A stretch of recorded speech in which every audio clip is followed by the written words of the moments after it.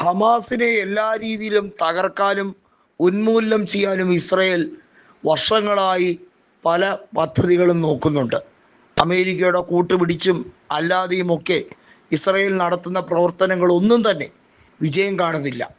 കഴിഞ്ഞ 2 വർഷത്തിനിടയിൽ ഹമാസിൻ്റെ 20,000-ഓളം ആളുകളെ കൊന്നൊടുക്കി എന്നാണ് ഇസ്രയേൽ അവകാശപ്പെടുന്നത്.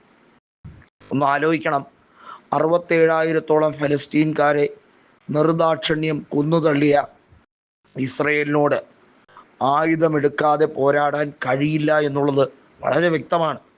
വെടിനിർത്തൽ കരാർ വയലേറ്റ് ചെയ്തതും ഏകപക്ഷീയമായി അത് റദ്ദാക്കാൻ കൃത്യമായി ഇസ്രയേൽ ശ്രമിക്കുകയാണ്. അമേരിക്കയുടെ വാക്കുകൾക്ക് പലപ്പോഴും ഇസ്രയേൽ വില കൽപ്പിക്കുന്നില്ല എന്നുള്ളത് ട്രംപ് പറയാതെ പറയുകയാണ്. ഹമാസിനെ ഉന്മൂലനം ചെയ്യാനൊന്നും നെതന്യാഹുവിന് കഴിയില്ല. ഹമാസിൽ ഒരു തീപ്പൊരി തന്നെ തീഗോളമായി മാറുന്ന അവസ്ഥയാണ്. ഹമാസിലെ പല നേതാക്കളെയും വധിച്ചിട്ടുണ്ടായിരിക്കാം, പക്ഷേ ഹമാസ് എന്ന ഒരു വികാരത്തെ മുഴുവനായി തകർത്തെറിയാൻ കഴിയില്ല. ഫലസ്തീനിൽ ഹമാസ് പിടിമുറുക്കി, അതുകൊണ്ട് തന്നെ ഞങ്ങൾ ഫലസ്തീനിനെ മോചിപ്പിക്കില്ല, സ്വതന്ത്ര രാഷ്ട്രമായി ഇനിയും അംഗീകരിക്കില്ല എന്നാണ് ഇസ്രയേൽ പറയുന്നതെങ്കിൽ ലോകരാജ്യങ്ങളെ മുഴുവൻ വെല്ലുവിളിക്കുകയാണ് ഇസ്രയേൽ എന്നും ഹമാസിനെ ഒതുക്കാൻ കഴിയില്ല എന്നും കൃത്യമായി തുർക്കി പറഞ്ഞിരിക്കുന്നു.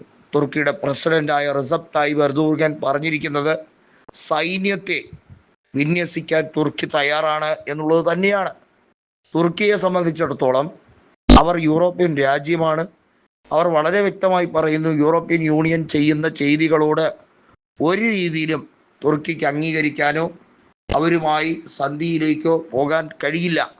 ഇസ്ലാമിക രാജ്യങ്ങളെ ഭീതിയുടെ മുൾമുനയിൽ നിർത്താനാണ് ശ്രമമെങ്കിൽ അതിനെ പൊളിച്ചടുക്കുക തന്നെ ചെയ്യുമെന്ന് തന്നെയാണ് റിസപ്പ് തായിബ് എർദോഗൻ പറയുന്നത്. തുർക്കിയെ സംബന്ധിച്ചിടത്തോളം അടുത്ത ഏതാനും നിമിഷങ്ങൾക്കകം കൃത്യമായ ചടുല നീക്കങ്ങൾ ഇസ്രയേലിന് നേരെ ഉണ്ടാകും എന്ന സൂചന നൽകിക്കൊണ്ട് തന്നെയാണ് ഒരു യുദ്ധമുന്നണിയിലേക്ക് ഇറങ്ങിച്ചെല്ലാൻ തയ്യാറെടുക്കുന്നത്. നമുക്കറിയാം, ഇറാന്റെ പ്രോക്സി ഗ്രൂപ്പുകൾ മാത്രമല്ല, തുർക്കിയും ഈജിപ്തുമൊക്കെ അതിശക്തമായി തന്നെ ഏത് നിമിഷവും ഇസ്രയേലിനെതിരെ പോരാടാൻ തക്കം പാർത്തിരിക്കുന്ന സാഹചര്യം കൂടിയാണ്. ഇസ്രയേൽ വാങ്ങിച്ച് കെട്ടാനിരിക്കുന്നതേ ഉള്ളൂ. ഇതുവരെ കണ്ടതൊന്നുമല്ല യുദ്ധമാർഗങ്ങൾ. ഇസ്രയേൽ ചെയ്തു കൂട്ടിയ ക്രൂരതകൾക്കും ഈ വംശഹത്യാ നടപടിക്കും അതിന് ഒത്ത രീതിയിൽ മറുപടി നൽകാൻ കഴിയുന്ന രാജ്യം തന്നെയാണ് തുർക്കിയും ഈജിപ്തുമെല്ലാം.